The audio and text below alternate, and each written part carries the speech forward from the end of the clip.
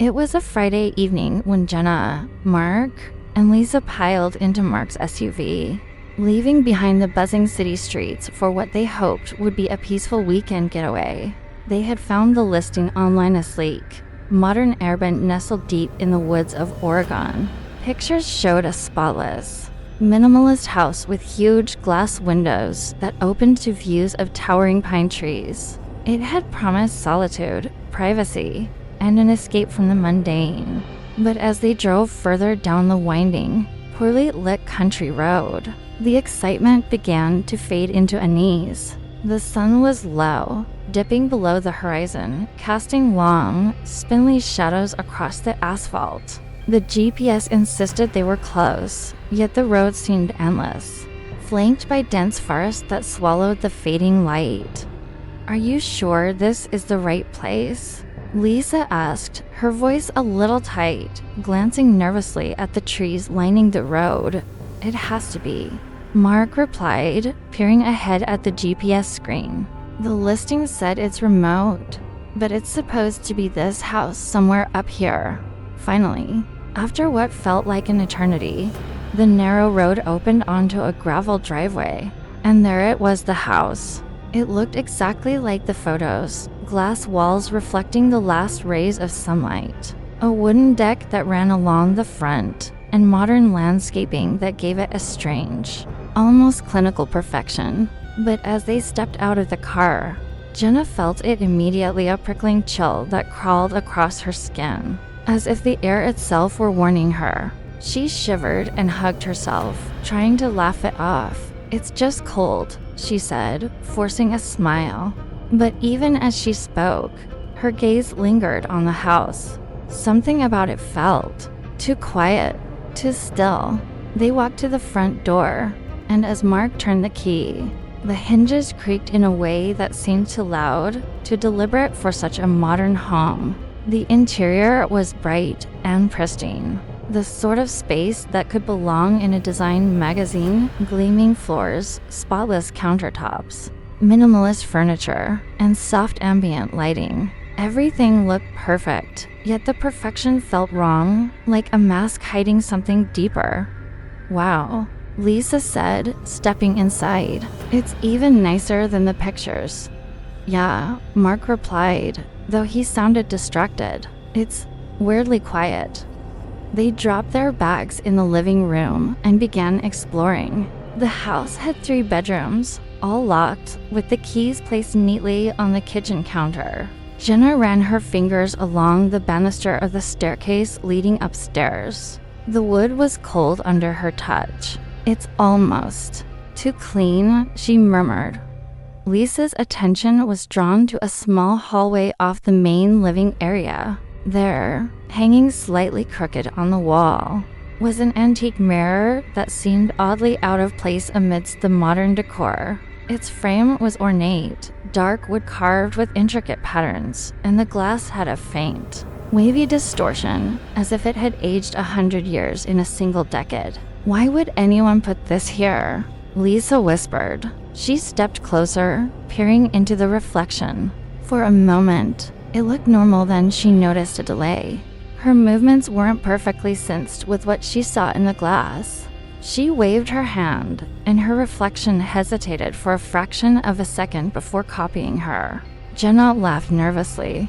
"It's just the glass. Old mirrors do that sometimes." She tried to shake off the unease creeping into her stomach. By the time they finished unpacking, darkness had fully settled over the woods. The forest outside was pitch black, the trees casting long, twisted shadows that seemed to creep closer to the house with every gust of wind. They decided to relax in the living room and put on some Netflix, trying to normalize the strange atmosphere. But as the opening credits rolled, the lights flickered, then went out entirely. The sudden darkness made Lisa yelp, and Mark fumbled with his phone to activate the flashlight. The TV screen went blank, leaving them staring into the dim circle of light. "I guess the power's out," Mark suggested, though his voice lacked conviction. Jenna's phone was next. No signal, no bars, just the blank, unresponsive screen staring back at her. The chill in the room felt sharper now, like it had weight. Then it came a soft whisper that seemed to rise from nowhere. "Jenna." Her heart thumped violently. "Who's there?" She called, her voice wavering, but no answer came. Only the echo of her own fear seemed to respond. Mark, trying to act brave, grabbed the flashlight and cautiously stepped toward the staircase. The wooden floorboards groaned under his weight, each creak echoing unnaturally in the silent house. The air grew heavier, almost suffocating, and the whispering continued. Now a low murmur that seemed to come from every direction at once. Jenna and Lisa clutched each other, their nerves fraying with every passing second. "I don't like this," Lisa said, her voice trembling. "We should just leave." They tried the front door. It didn't move. The lock hadn't jammed. It was as if an invisible force was holding it shut. Panic rose like a wave, and Jenna's rational mind fought to make sense of it. She ran through possibilities. Maybe it was a trick of the wind, a mechanical fault. Anything but the truth. Her instincts screamed. Something was wrong. Something in this house wasn't just ordinary, it was alive, watching, waiting. In the chaos, Jenna noticed a small leather-bound notebook tucked beneath the edge of the couch. She pulled it out and opened it, her eyes scanning the pages. They were filled with frantic, almost illegible handwriting, notes from past guests, warnings, desperate pleas. "They never leave. I hear them at night. The house watches." Whispers. The words made the hair on the back of her neck stand on end. Suddenly, a shadow flickered across the hallway wall. It moved independently of the light, stretching and twisting, forming shapes that resembled crouched figures. A chair slid slowly across the floor, scraping against the tiles, though no one touched it. The antique mirror showed not just their reflections, but the fleeting, dark shapes standing behind them for a heartbeat, then gone. Mark screamed as he saw a tall, shadowy figure at the end of the hallway. When he rushed forward, it vanished into thin air. The air itself seemed alive now, heavy and suffocating, vibrating with an energy that was both oppressive and malevolent. Jenna felt it pressing against her chest, squeezing, trying to make her gasp for breath. The whispering grew louder, a cacophony of voices overlapping in a way that made sense and yet made no sense at all. Their names, their fears, their past mistakes. Jenna, Lisa, Mark, you belong here. Fear took hold completely. Their logical minds no longer mattered. The house had claimed them in the brief span of an hour, and the realization was horrifying. Every shadow could hide a presence. Every reflection might hold another figure waiting to reach out. The three of them huddled together, eyes darting to every corner, every room, every darkened threshold, knowing that the night had only just begun and that the house had far more in store for them than they could imagine. Panic had fully taken hold of Jenna, Mark, and Lisa. The house no longer felt like a home, no longer like a shelter. It was a living, breathing trap. Shadows flickered along the walls like creatures dancing in the dim light, shifting unnaturally as though they had minds of their own. Jenna's chest heaved, each breath sharp and shallow. She stumbled toward the basement door, the wooden steps creaking beneath her weight, as if complaining at every movement. She could hear Lisa and Mark's frantic whispers echoing from above, but the distance felt like miles rather than a few steps. The basement door groaned as she pushed it open, revealing a narrow stairway descending into darkness. A faint smell of mildew and damp wood filled the air, and she had to suppress the urge to gag. The flashlight trembled in her hands, casting erratic shadows on the walls that seemed to move independently of her light. As she stepped down, the atmosphere thickened. It felt as though the air itself had substance, pressing against her skin and making it hard to breathe. The basement was small, cramped, and eerily decorated with what appeared to be remnants from previous guests' old furniture stacked haphazardly, cobwebs clinging to the corners, and papers scattered across the floor. But the most disturbing part was the walls. Every inch was covered in scribbled messages, desperate warnings in hurried handwriting. Leave now, before it's too late. The house feeds on fear. Some messages were smeared as if written in tears. Others scratched with shaking hands into the plaster itself. Jenna's eyes darted from one note to the next, each one amplifying the dread coiling inside her stomach. A faint noise caught her attention. It was a soft brushing, like fabric against skin, or perhaps fingers lightly tracing the walls. Jenna spun around, heart pounding, only to see nothing. But then, in the basement's small, grimy window, her reflection appeared. At first, it seemed normal, but then a pale, gaunt figure with hollow eyes loomed behind her reflection, mimicking her every move yet twisted. Wrong.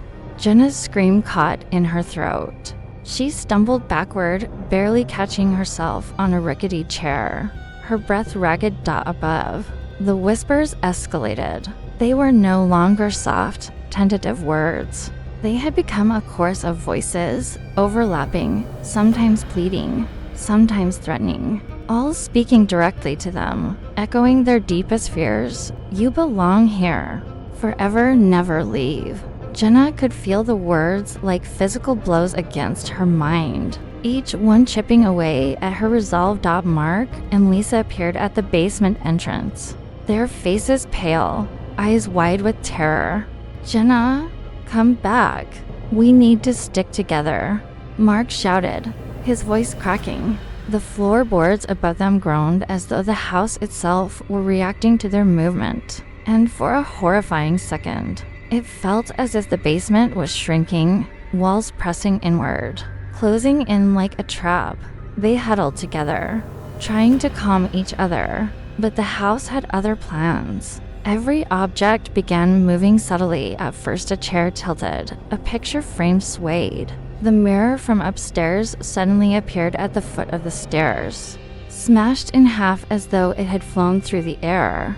From the shattered surface, a dark portal swirled, black and deep, like a void that breathed. From that darkness emerged shapes, faceless figures, contorted and twisted, the remnants of previous guests trapped in eternal torment. Their movements were jerky, unnatural, and their presence radiated malice. Jenna's stomach dropped as the figures approached. Mark and Lisa grabbed her arms, trying to pull her away, but every step forward seemed to take them nowhere. The portal pulsed, growing larger, the figures inside reaching outward with hands that dissolved into shadows. Just before they could touch them, their whispers mingled with screams now, and the air was filled with the cacophony of torment. You cannot leave. You are ours. In a sudden surge of instinct, Jenna's gaze fell upon a fire extinguisher leaning against the wall. Without thinking, she grabbed it, swinging at the nearest shards of the shattered mirror. They struck the glass and portal with a loud crash. The figures recoiled, letting out piercing screams that seemed to tear at the very air. Shadows collapsed inward, and the portal began to shrink, shrieking as though the house itself were enraged. Mark grabbed another shard, and together they struck at the portal, forcing it to collapse upon itself. The ground shook violently, and a deafening roar echoed through the house. Dust and debris filled the air, blinding them temporarily, and the oppressive presence that had weighed on their chest moments ago began to dissipate. Slowly, the darkness pulled back, retreating into nothingness. When the dust cleared, the house was eerily silent. The whispers had vanished, leaving a hollow emptiness that pressed on their ears. They ran toward the front door, hearts hammering, legs shaking. To their relief and disbelief, the door finally turned and swung open, granting them escape. They didn't look back as they bolted through the gravel driveway, adrenaline carrying them into the night. The road ahead was foggy, the trees looming like silent sentinels as they sped away in Mark's SUV. Lisa's hands trembled on the dashboard, and Jenna's chest heaved, every nerve ending alive with lingering terror. Mark kept glancing in the rearview mirror, half expecting to see the house following them. But it wasn't there. Not a trace. They didn't speak for miles, each lost in their own thoughts, processing the nightmarish events. Eventually, Jenna broke the silence, her voice barely a whisper. "Do you think it? It's really gone." Lisa shook her head. "I don't know. It felt alive, like it knew us, like it wanted us." Mark was silent, gripping the wheel so tightly his knuckles turned white. The forest slowly thinned, replaced by the dim lights of the main road. Safety, or at least the illusion of it, returned as they drove further. Jenna's eyes caught a flicker in the rearview mirror. For a split second, she thought she saw the silhouette of the house standing among the trees, shrouded in mist, almost as if it had moved closer to the road. She blinked and it was gone. Her pulse raced as a faint whisper, barely audible, drifted through her mind, chilling her to the bone. "We'll see you soon." The three friends glanced at each other, understanding without speaking that whatever they had encountered wasn't just a house. It was something far older, far darker, something that lingered beyond the physical world, waiting for the next guests to stumble into its grasp.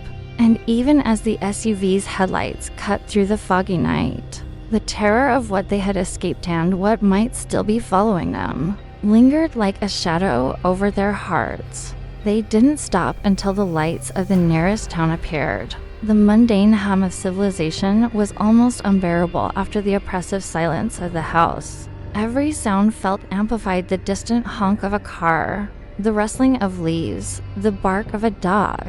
Nothing could erase the image of the faceless figures, the swirling portal, or the mirror that had shown them the truth. The house fed on fear, and it had only just begun to hunger. Jenna finally exhaled, her body trembling. She had survived, yes, but a gnawing certainty settled deep in her gut. The house had not finished with them. Somewhere, in the fog-shrouded woods of Oregon, it waited, watching, whispering, and one day, it would call them back. Please like and subscribe channel Fear Frequency for more horror stories. Thank you.